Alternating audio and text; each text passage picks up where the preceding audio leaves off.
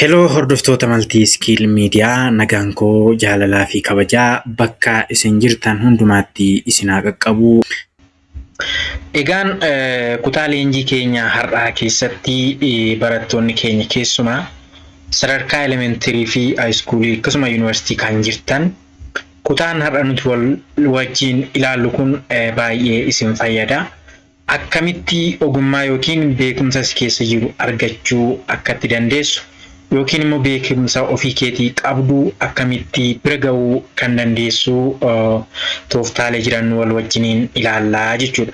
Egaan baay'een keenya beekumsa osoo qabnu, dandeettii osoo qabnu, ogummaa osoo qabnu, waan hojjennu hedduun beekumsi osoo jiru argachuu dadhabne, bira ga'uu dadhabne yeroo nuti itti rakkannu baay'ee waan jiruuf haala kana ilaaluudhaan keessumaa barattoonni sadarkaa garaagaraarra jirtan akka isin na hordoftan abdiin qaba. Akka namuma gamanumaan viidiyoo kana subscribe, share godhaa, walii keessan biraa gahaa jecha kallattumaan gara leenjii keenyaattan isin dabarsa. The biggest misconception about skills. The biggest misconception about skills yookiin immoo waa'ee ogummaa, waa'ee dandeettii namoonni hedduun yaadan taane yookiin immoo misunderstanding ta'e kan isaan hordofan jiru. Isaan kun namoonni maal jedhanii gowwoomu jennee yoo ilaalle inni jalqaba I don't have any skills kan jedhan jiru. I don't have any skills. Ani beekumsa tokkollee hin qabu jedhanii kan gad of buusan jiru jechuudha. Garuu beekumsa sana akka qaban ofiin beekanii, ofiin hubatanii I don't have any skills jedhu jechuudha. Beekumsa tokkollee hin qabu, ogummaa tokkollee hin qabu jedhu jechuudha. Kan biraan I'm not talented. An nama ogeessa miti yookiin immoo dandeettii taalentii miti. Nama waa gochuu danda'u miti, nama beekumsa qabu miti. Argitanii sammuun kiyya waa bira ga'uu hin danda'u, dafee hin hubatu. Maaliifan akkasumaan waan bu'aan buusnetti yaalii geggeessaa jedhu jechuudha. Kuni akkaataan taanetti hubannu of ilaalu jechuudha. Of beekuu dhabu jechuudha. Inni sadaffaan I don't know what I can do. Waan an hojjedhu iyyuu hin beeku. Akkasuma namni deemaafan deemu, namni baafan baa, namni galaafan gal, namni barataafan baradha, namni nagadaafan nagada. I don't know what I can do. Waan hojjedhu illee hin beeku jedhu jechuudha. An hojii hin beeku bakka hojii waan an hin beekneef maa gochuu hin danda'u jedhaniitu maal godhuu ofii isaanii gadi buusuu jechuudha. Haa ta'u malee bartoota har'a waan tokkoon isinitti hima. Every people has skills. Namni beekumsa dhabe hin jiru. Namni ogummaa dhabe hin jiru. Haa ta'u garuu the problem is you haven't identified them yet. Hamma har'aatti ati adda hin baafne ta'a. Hamma har'aatti waan beektu dandeettii kee ogummaa kee hin beekne ta'a malee beekumsa qabdu, dandeettii qabda, ogummaa qabda. Nama tokko qofaa miti jechuudha. Namoonni hedduun ogummaa baatanii rakkatu jechuudha. Dandeettii baatanii rakkatu jechuudha. Misunderstandingidha. Ani hin beeku jechuudha. An dandeettii hin qabu jechuudha. Sammuun kiyya hin danda'u jechuudha. An of gowwoomsuu jechuudha. So skills are not only technical. Many are daily abilities you already use.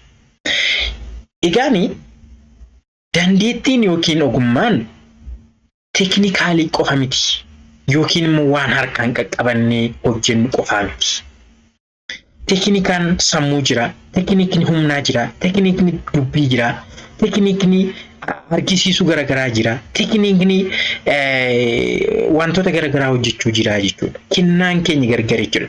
Tokkoon keenyaaf kan kenname gargaridha jechuudha. Garuu nuti ofii kee, ani ofii koo, ati ofii kee waan dandeessu bira ga'uu qabda jechuudha. Your skill. Ammummaa kaastee, daa'imummaa kaastee, ijoollummaa kaastee, osoo elementarii barattu, osoo haayiskuulii barattu of adda baasaa deemuu qabda jechuudha. Ani maal hojjechuu hin danda'a? Maal gochuu hin danda'a? Karaa kamirraa bahuu hin qaba? Ogummaan kiyya kam? Kamii nan milkaa'a? Faayinaanshaali kamtu na milkeessa? Jettee itti yaaduu qabdaa jechuudha. Okay, so categories of skills. Qoqqoodama beekumsa yookiin ogummaa. Ogummaani natural skillidha yookiin immoo dhalootaan kan namni qabu jira. Natural skill yookiin immoo daa'imummaatti childhood irratti daa'imummaa irratti namni kan develop of godhu ni jira jechuudha. Fakkeenyaaf communication keessumaa asirratti maatiin illee communication ijoollee irratti hojjechuu qabu jechuudha. Communication yookiin immoo walitti dhufeenya dubbii, confidence qabaachuu, dubbii baruu, sodaa dhiisuu, hamilee qabaachuu, waan tokko osoo hin sodaatiin godhuu. This is communication. Kuni atitti beekta taanaan communication qabda taanaan communication sana gara qarshiitti argachuutti jijjiiruu ni dandeessa jechuudha. Namoonni hedduun irra diraamaa kan hojjetan, argisiisa garaagaraa kan hojjetan sababii communication danda'aniif jechuudha. Sababii sodaa hin qabneef jechuudha. Sababii fuulduratti bahuu danda'aniif jechuudha. Inni lammaffaan creativity. Kalaqni baay'ee murteessaadha. Wantoota kana dura biraan ga'amne ogummaalee haaraa, wantoota haaraa bocuu jechuudha. Bocanii gara gabaatti baasanii gurgurachuu jechuudha. Namoonni tokko naturally skill qabu yookiin creativity qabu danda'u jechuudha. Creativity'n fakkeenyaaf daa'ima dhalattu akka isheen creativity bartuuf ashangulliitii garaagaraa namoonni hedduun maatii isaanii yeroo isaan barsiisan ni argina.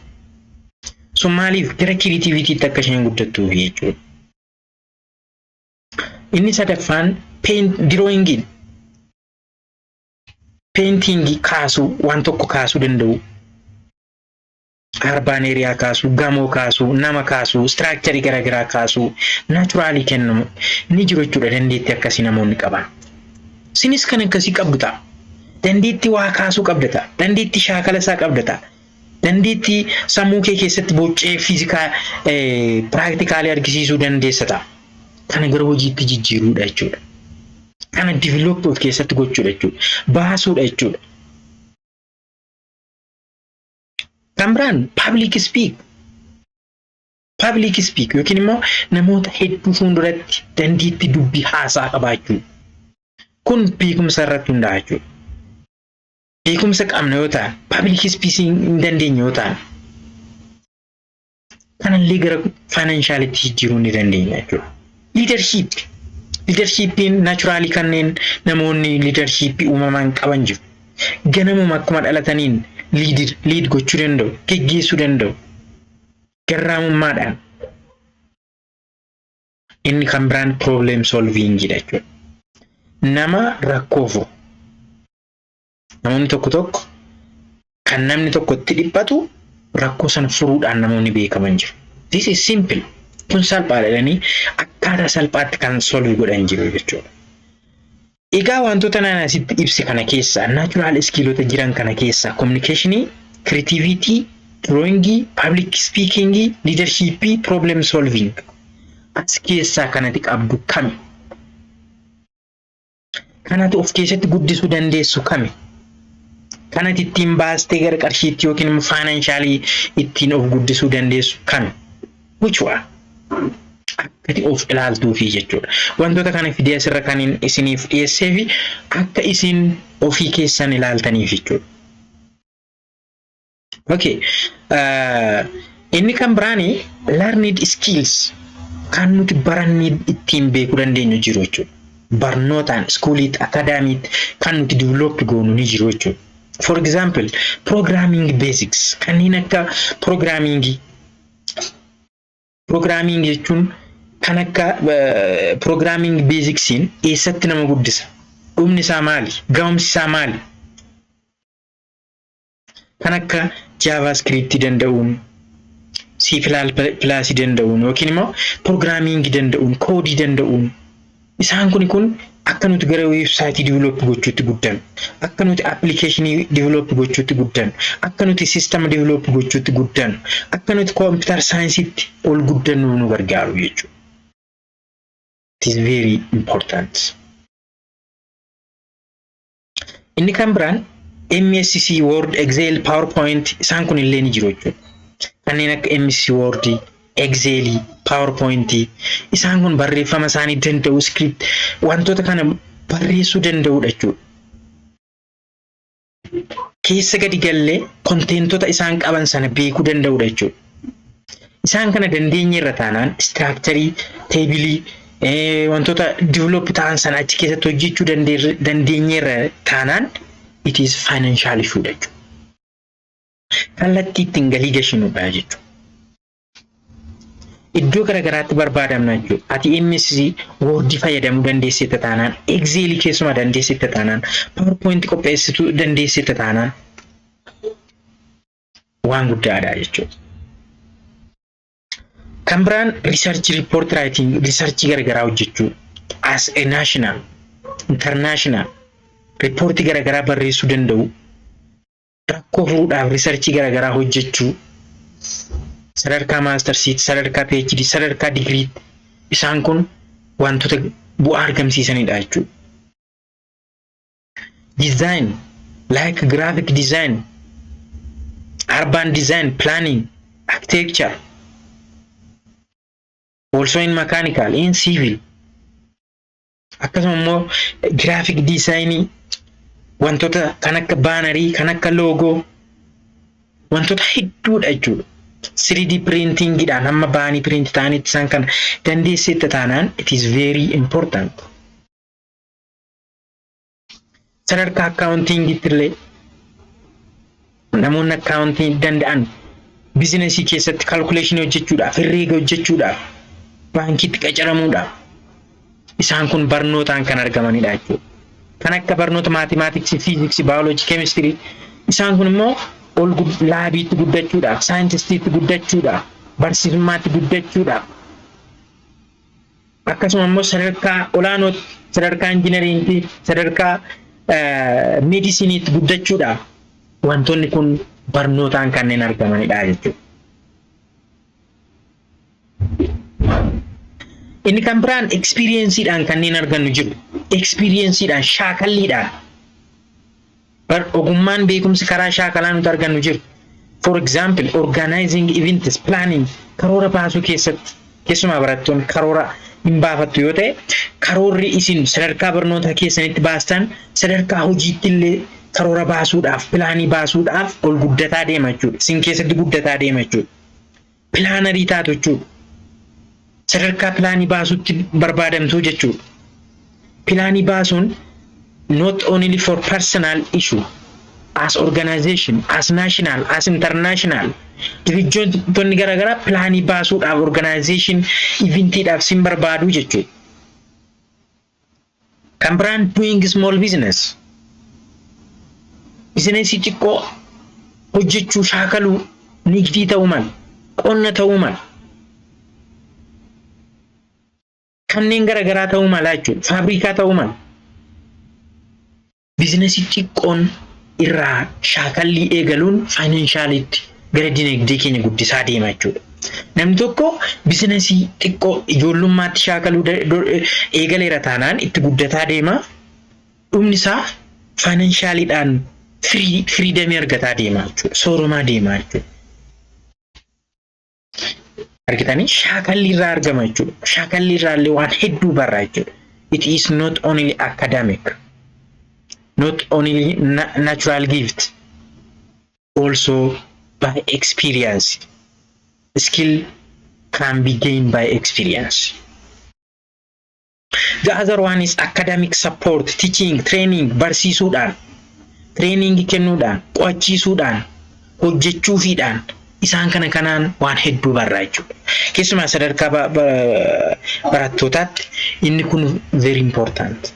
Ati amma barsiisuu eegalteetta taanaan asumaan ol guddataa deemta jechuudha.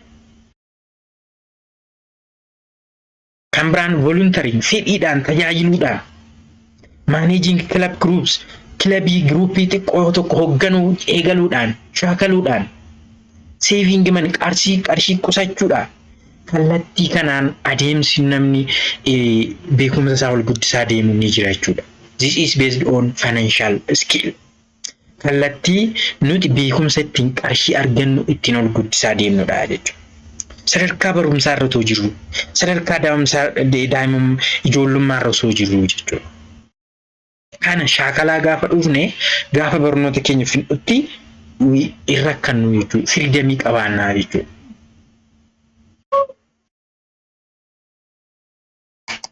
Okay, so to discovering your skills, take notebook and answer these 5 questions honestly. Anammoo waan tokkoon isin gaafadha. Beekumsa qabdan dandeettii isin keessa jiru tokko argachuudhaaf of keessaa baasuudhaaf fi wantoota gaaffii 5 ana sirra isinii kaa'e kana barreessaa. Qabadhaatii barreessaa. Tokkoffaan, what task do people usually ask you to help you with?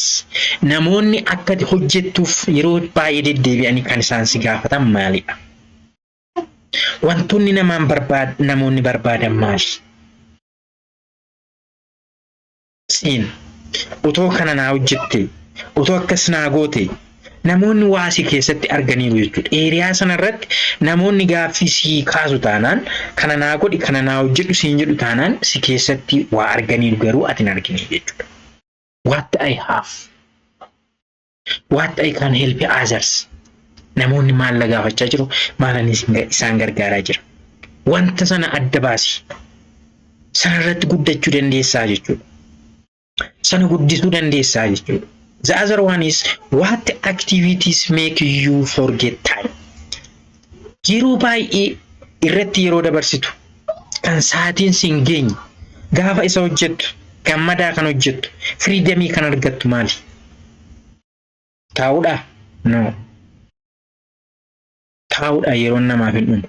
Yeroo hojjettutti kan si gammachiisu, yeroon kan siin geenye, kan sitti tolu, kan si gammachiisu maali? Sana adda baafadhu. Which subjects or topics you understand better than your friends? Hiriyoota kee olitti namoota biroodhaan olitti barumsi sii galu kami? Maal understand goota? It is not only academic education. Sana qofaa miti. Eeriyaa environmentii keessa jiraattu, hawaasa keessa jiraattutti wanti dafee sii galu, wanti dafee bira geessu, wanti sammuun kee dafee tachi godhu maali? Wanta sana bal'isuu dandeessaa? Wanta sana guddisuu dandeessaa? This is your area. Also, what problem do you solve easily that others find difficult? Rakkoolee namoonni hedduun furuudhaaf itti rakkatan ati immoo karaa salphaa ta'e furuu kan dandeessu maal fa'i? Yeroo baay'ee karaa salphaan kanatti furtu. Dandeettii kompiitaraa ta'uu mala. Dandeettii silkii deebisuu mala. Dandeettii soofteeroota garaagaraa caanuu ta'uu mala. Dandeettii beekumsaa daftee bira ga'uu ta'uu mala. Teeknikaalii wantoota tokko ta'uu mala. Wantoonni sun kallattii kee ta'uu danda'u jechuudha. Karaa kee ta'uu danda'u jechuudha. In other case, what would you teach someone younger than you? Namoota siif quxisuu ta'an kanatti barsiiftu, kanatti hirtuuf sheer gootuuf maal fa'i? Okay. Wantoota shanan ani asirra kaaya kanarratti hundooftanii bakka beekumsi keessan jiru, bakka ogummaan keessan jiru, bakka kallattiin keessan boru irra guddachuu malu adda baafachuu dandeessu jechuudha. Of fattashuu eegaluu dandeessu. Of maal ta'u? Of ilaaluu jechuudha. Of keessa barbaadu dandeettii kee ofuma kee keessa barbaadii jechuudha. Okay. So, how to turn skills into income paths? Beekumsa amma ani siin jedhu kan argatteetta erga ta'e wanta haxiqqaattu of keessaa argatteetta yoo ta'e wanta sana guddisaa deemuudhaan akkamitti gara inkaamiitti yookiin gara galiitti jijjiirta. For example, if you have good communication, yoo nama communicationii sirrii qabda ta'e fakkeenyaaf tuutoriyaalii kennuu dandeessaa jechuudha. Tutorial online tutorial kennuu dandeessa.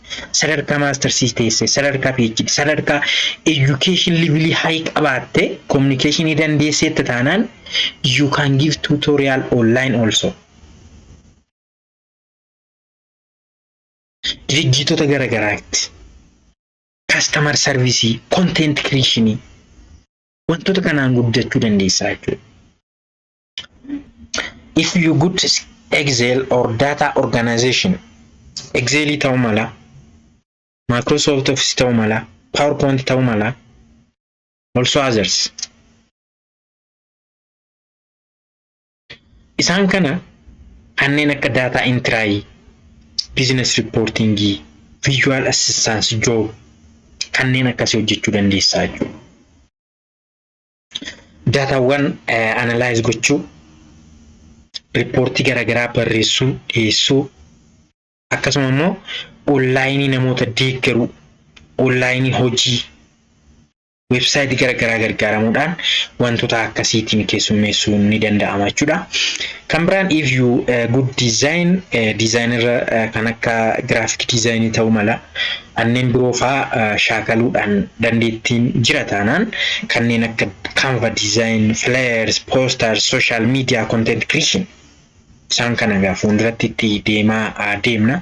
Sinii gala booddee gaafa itti deemnu kanneen akka baanarii fa'aa hojjechuu, loogoo, wantoonni akkasii kun viidiyoo editingii, akkasuma immoo photoshoppingii isaan kun baay'ee murteessoodha. Isaan kana egaa gara qarshiitti yookiin immoo inkaamiitti jijjiiruu ni dandeenya jechuudha. Wantoota xixiqqoo fakkaatan garuu faayinanshaaliittiin jijjiiramuu dandeenyudha jechuudha wantoonni kun. So if you good at teaching, tutorial, assignment, assistance, academic coaching, akkasuma egaa yeroo baay'ee kallattii teachingiitti wal qabatee namoonni hedduun akka waan barsiisummaan bu'aa hin qabneetti yookiin immoo hojii gaarii hin taane tokkotti kanneen fudhatan jiru. Garuu inni kun teknooloojii gargaaramuudhaan yookiin immoo kanneen akka tutorialii, assignmentii, academic coachingii teknooloojii gargaaramuudhaan update of godhanii akkasuma immoo kallattii garaagaraatiin gara inkaamiitti jijjiiruun ni danda'ama. Asirratti illee sadarkaa barsiisummaarra kanneen jirtan asirratti cimsitanii akka hojjettan isiniin jedha. Inni kan biraan if you good at writing kanneen akka barreeffamaan ni dandeessa yoo ta'e afaanota garaagaraa Ingiliffas haa ta'uu, Oromiffaa haa ta'uu, Amaariffaa haa ta'uu kanneen kana garaatiinis immoo barreeffama jijjiiruudhaan illee inkaamii kan argatan jiru jechuudha. Laanguweejii Ingiliffarraa gara Oromiffaatti, Oromiffarraa Ingiliffaatti, Amaariffarraa Oromiffaatti hojii godhanii bananii kan ittiin hojjetan ni jiru. It is very good income. Yaa fidaa jechuudha. Qarshii argamsiisaa jechuudha. Kanneen akka CV barreessuudhaan, dokumentii garaagaraa barreessuudhaan, riisarchii garaagaraa hojjechuudhaan, propoozaala qopheessuudhaan also kan kana caala bal'aa ta'an ni jiru jechuudha. Kallattii kana gara qarshiitti jijjiiruun ni danda'ama.